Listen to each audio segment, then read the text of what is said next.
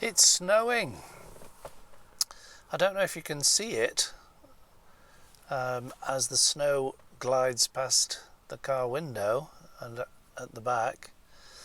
I'll give you a glimpse of it at the front as well. It's the last day of March the 31st. Spring is definitely here. I've seen my first lambs in the field earlier, and this morning a clutch of 11 duck chicks. What do you call duck chicks? Chicklets, ducklets. 11 ducklets with mummy duck on Big Bend, the river at Bakewell. Right now I'm on the way back from Cheadle in Staffordshire, coming across the fabulous landscape of the Staffordshire Hills. I've picked up my keyboard. I've had my organ serviced. I can't play it except when drunk. It sounds great then. So I've got this lovely filicorder, 1972 filicorder Hammond sound organ to play with, which I've had for years and not done anything with. There's a wine that comes to mind from Victoria in New South Wales in Australia. Brown Brothers Late Harvest Orange Muscat.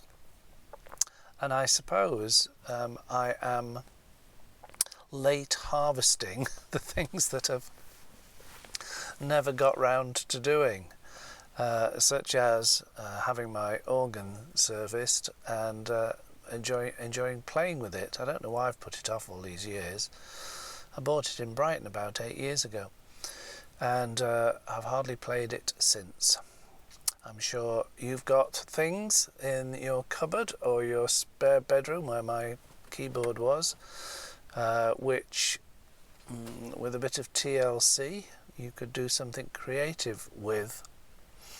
In the first weeks of lockdown, 2 years ago now, I also took I have a custom-made bass guitar for my role as pop star in The Skin Divers. I decided to break the lockdown regulations, and I drove on empty roads to take my Shuka bass to its maker, to meet its maker, John Shuka, who was still at work in his workshop in the Hope Valley, and he gave it a service, and I picked it up a couple of weeks later. Still haven't played it. What is this prevarication? I remember being on a walk on a Greek island. I think it was the island of Skiros. I was on a course called image work, which is a technique that I learned from the very wonderful Dina Gluberman. I've got a certificate to prove it. And I learned to do a type of visualization, I would call it. Therapeutic visualization called image work, where you swap roles, swap chairs, and you sort of interrogate yourself as to what the blockage or the issues are that you're dealing with. Very helpful, actually. I have used it in the past, but again, underused. Bit of TLC and practice and do that again.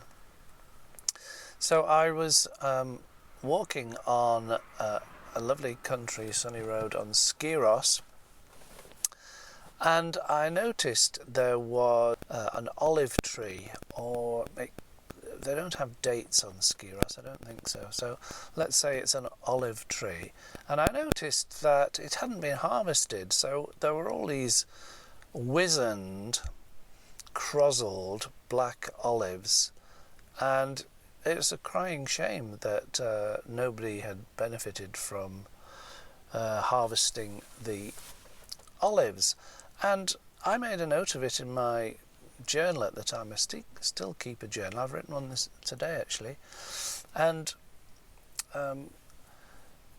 it seemed almost a crime that the fruit, after the tree putting in all the work and sucking up all the moisture in a hot climate and making the olives, they were stone cold, abandoned, unharvested on this tree.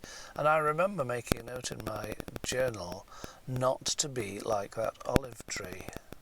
And yet, my friends, I'm afraid I have not harvested many of my own fruits. I haven't played my keyboard for years. I haven't played my bass guitar for a couple of years. I haven't played in the band for must be 5 years now.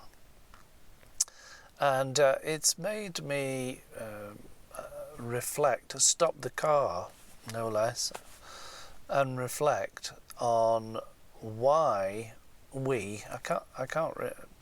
can't really say we, can I? Why I don't fully use both the instruments that I've got and the skills that I may or may not have in playing them. Why is that? Well, of course, it's just too simple to say too busy.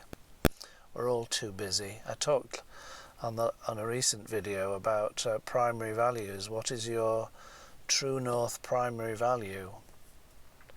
Well, it appears one of mine is what do you call it when you put things off? I'm putting off remembering the word for putting things off. I didn't put it off looking up the word. The word is procrastination. Oh dear. Non-urgent, or what we think to be urgent things like learning to play a keyboard, or in my case improving my hopeless Spanish. A friend of mine diligently does her French practice every morning using an app on her phone, and she's been so consistent. She's queen of the leaderboard for consistency. So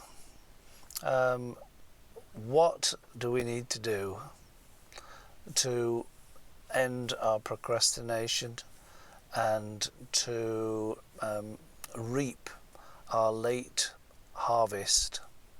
Well, maybe not in your case, but in my case it certainly feels like a late harvest. It does start with gaining clarity on what is most important in your life and prioritizing it. Whatever you have a mind to do, there's that quote from Goethe. Basically, it says, whatever you can do or believe you can, get on with it now. Now's the time. I read very recently, or saw, I think, a YouTube video talking about Paul McCartney has come out with a book of lyrics. Well, not just the lyrics to hundreds of his songs, but the stories behind them, a sort of annotated biography of songs. In one of them, he reveals that his father, who was a musician, he would be able to play my filicorda organ, have a sing-song round the keyboard. He inculcated in Paul McCartney from a young age that it was a 3-letter acronym, something like DIN. His dad would say to him, DIN. If Paul was saying, I must do such and such, or I must I don't know, polish his guitar, whatever it was when he was a lad, polish my shoes, his dad would say, DIN, do it now. Well, after my scintillating business career, I have made hundreds, I'm sure thousands, of decisions about prioritising things.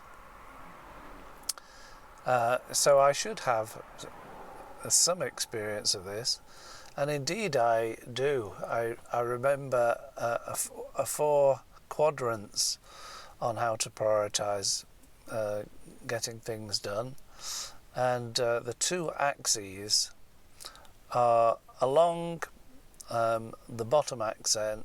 The bottom axis is to the left, not important, to the right, important, and on the vertical axis, the bottom quadrant was not urgent, and the upper vertical one was urgent. So that gives you 4 quadrants. And so you can, whatever is in your inbox, you'll do it. You can't do everything now, so what are you going to do now? If it's important but not urgent, you plan to do it. So you put it in your diary or whatever timekeeping method you use, but you set aside time in advance to do important things, important to you, or important to the business, important to the family. If it's not important but urgent, delegate it. In other words, get somebody else to do it so that it's not diverting you from your priorities. If it's urgent and important, do it now, or din, as Paul McCartney's dad would say. And if it's not urgent and not important, put it in the bin. So you've immediately quartered, often more than quartered, your supposedly urgent to-do list. Oh dear. Well, one of the reasons I'm recording these anecdotes is because I feel I have not wasted my day, but it's certainly been one of those days that come along for me about once every 3 months, where the best laid plans just don't happen, and every little thing I've tried to do to action today has not turned out well. So I'm really trying to make a positive fist of it at the end of a completely unproductive day. And it started well with meditation and breakfast and getting some supplies in for my next door neighbours who had come back from Australia in the middle of the night. But then I was due to go for a fantastic walk with my best mates, the Roaches in Staffordshire, and this time I'd made sure I'd packed my sandwiches and my flask of freshly brewed coffee and my fruit. That was all packed, ready to go. I'd even filled the car and washed the car because I get criticised by my mates for having a rank car. It's not that bad, but I suppose it depends what your priorities are. There I was, sat in snow and sunshine at the front door with my backpack ready to go, and I'd got the wrong day. Mea culpa. All my own fault, turns out. I'd not read the WhatsApp thread correctly, and one of them couldn't make it today, and I'd not spotted that because of course I was distracted by something else that I thought was more important at the time. But also other little the most minor things. I decided to go and have my sandwiches, my lunch from my lunch pack, in the shelter, because it was snowing, of the cricket pavilion in the park in Bakewell. And the whole of a large park completely empty, nobody there, except the head gardener and his mate who was strimming the edges right by the cricket pavilion, and they said, we don't want you to sit there because you might get a stone in your sandwich or eye. So I was moved on. Knows nobody else. I haven't been recording the last section, which is what it was all about. Maybe it's just not meant to be this one. Thank you for watching. Make sure you subscribe and like to make sure you don't miss the next one, or simply scan the QR code.